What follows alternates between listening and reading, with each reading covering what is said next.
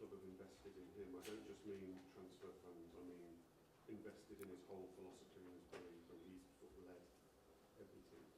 Do you believe that you will be given that opportunity here? Because other managers before you have complained about that and felt it's held them back ultimately. Yeah.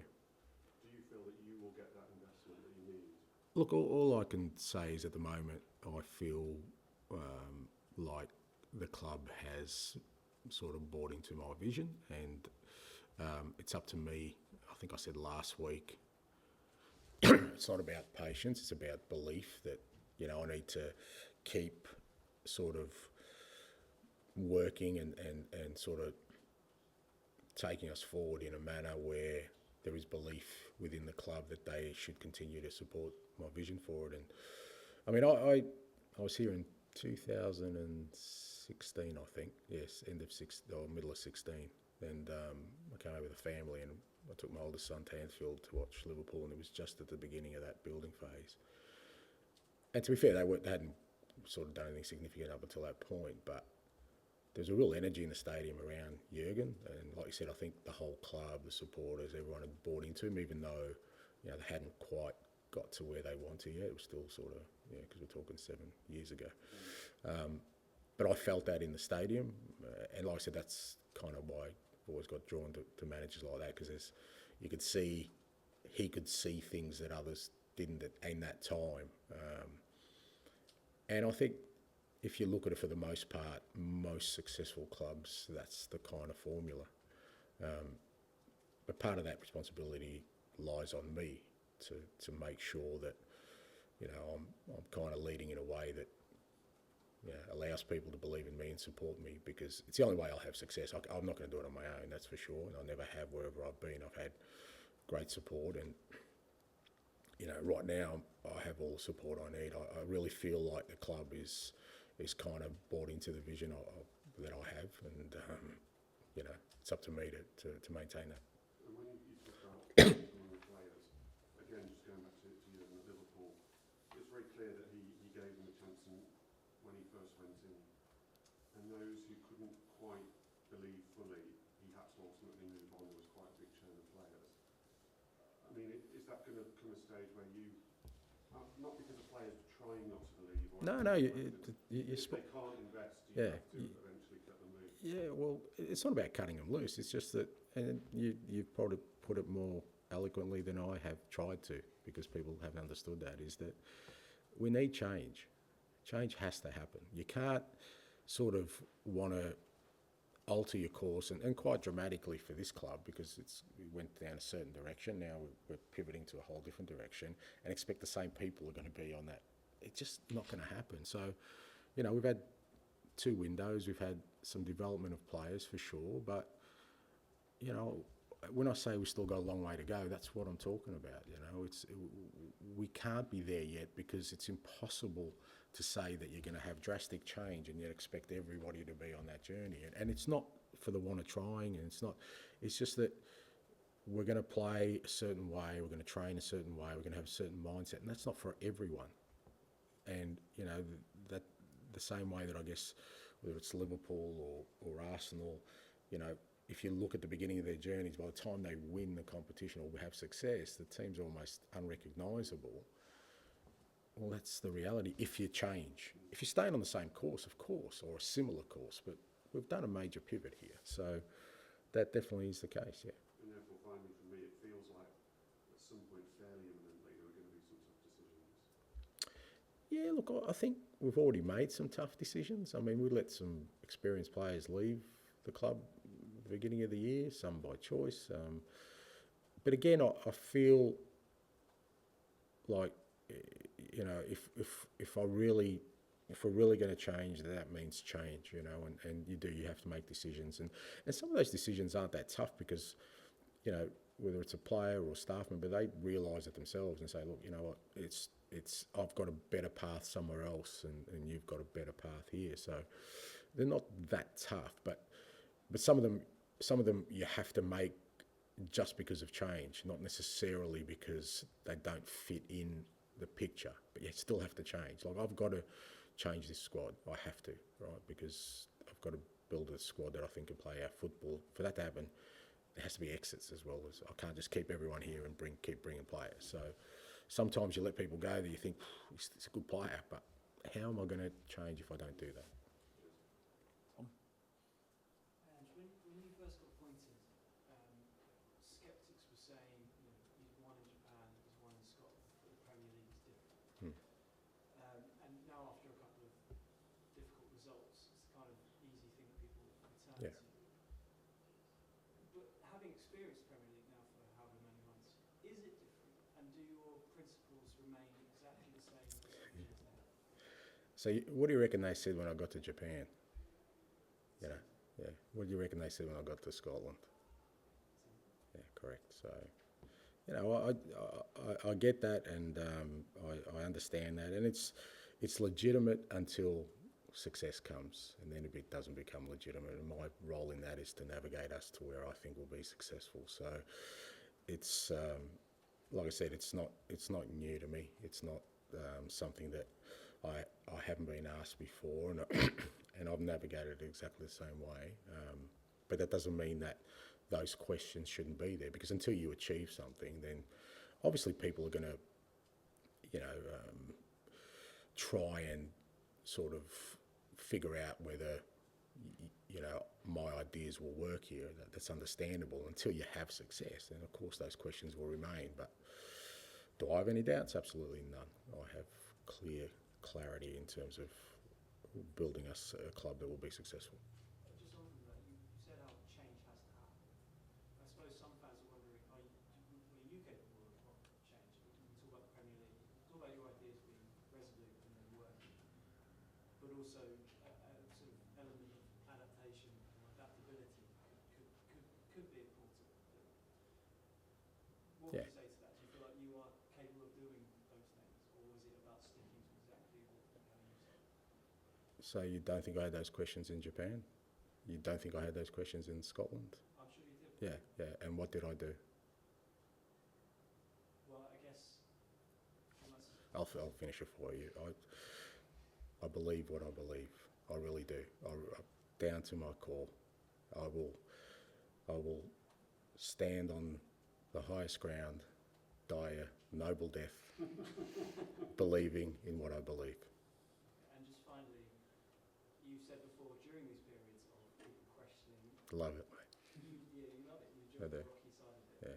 Yeah. Last night didn't seem like you were loving it too much. Not the questioning, but the performance. You seemed quite frustrated. No. Do you still enjoy Yeah. proving right? Yeah, it's not that I love, feeling that pain. What I love about it is because, like I said, that's why we do what we do. We don't, what I love about this role is not, when things are running smoothly, it's almost like, well, what the hell am I doing here? It's like you kind of, you want the challenge. That's where we all get tested, and I love that aspect of it. And I've had it in every job I've had. And when I say I love it, it's usually I say I love it when I've come out the other side and we've won something, not when I'm going through it. But at the same time, what a great challenge, and it was always going to come at some point, and it'll still come. I mean, if you can imagine, I'm talking about success. Imagine the scrutiny and the pressure we'll be under if we're on the cusp of success at this club. Could you imagine the questioning that will come around then about the history of this club and how it falls at the final hurdle? So, you've got to embrace that it's always going to be there. Nothing's going to run smoothly, and I do. I love this challenge because I think, this is why I do what I do. So it's up to me. As I said last night, the responsibility lies with me.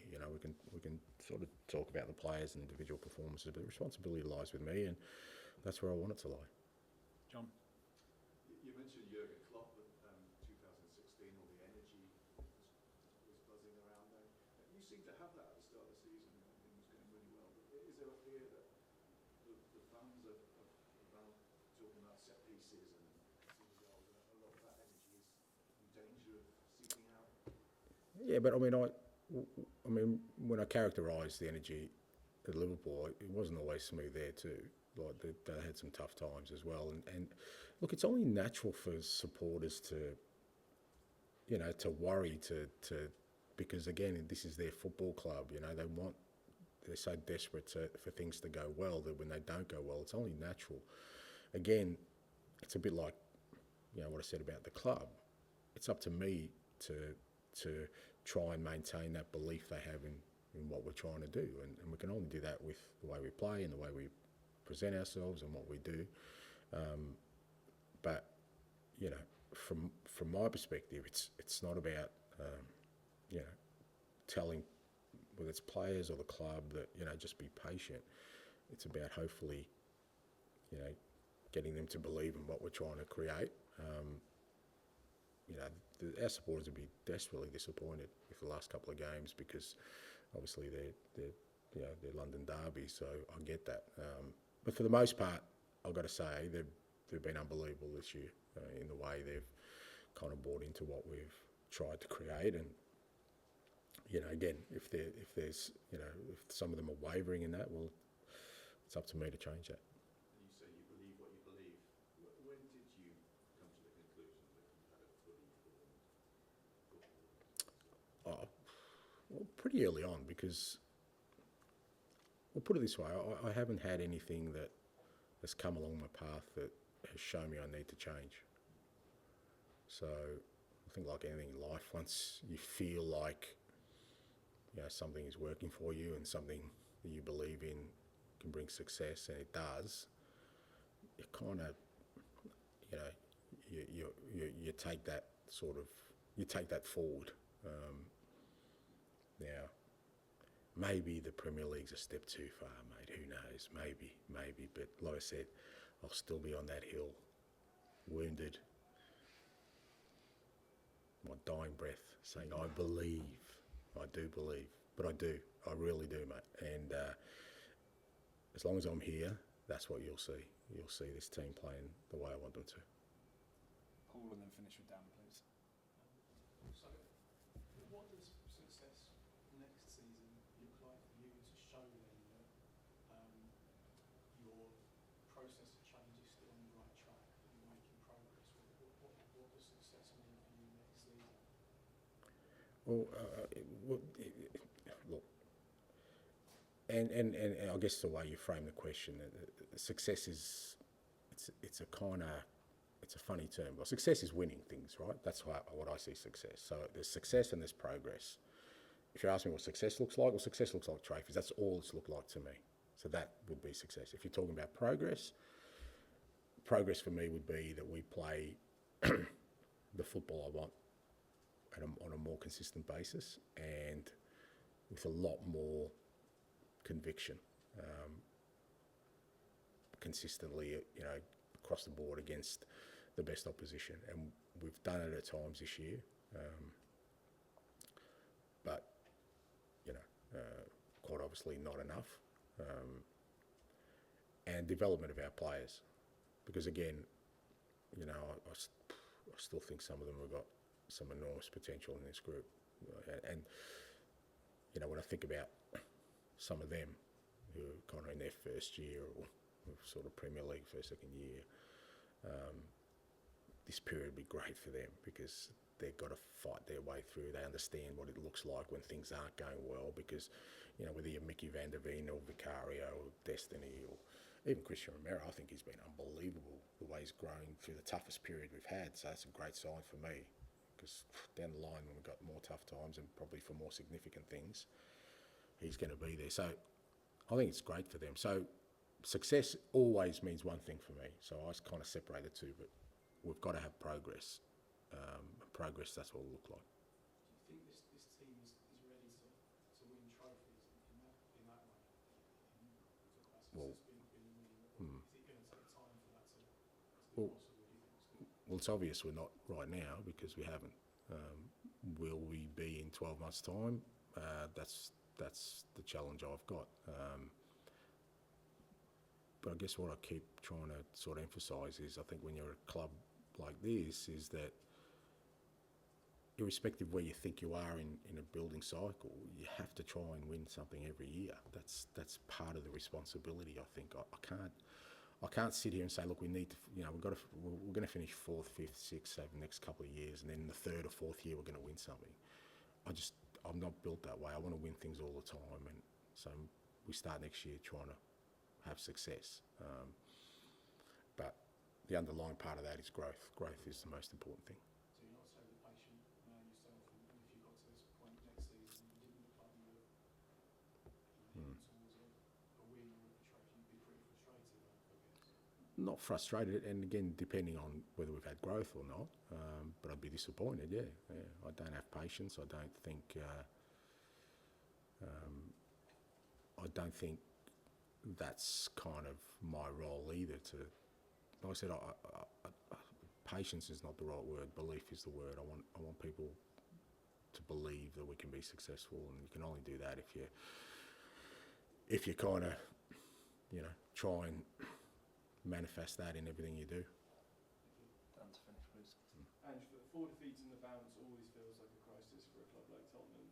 I mean, notwithstanding everything you've just said about process, is there extra pressure on you and the team to get a result at Anfield because of that?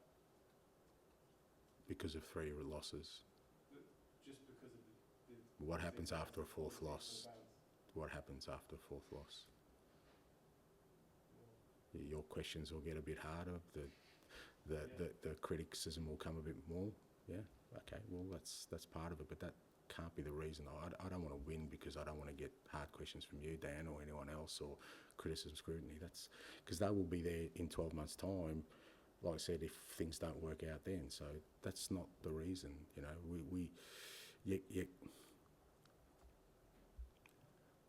I think when you start looking for magic silver bullets to the solution to all your problems, if we win, is that going to make the last 3 defeats? Oh, geez, you know what? I'm not going to get hard questions from Dan. I can go into the press conference.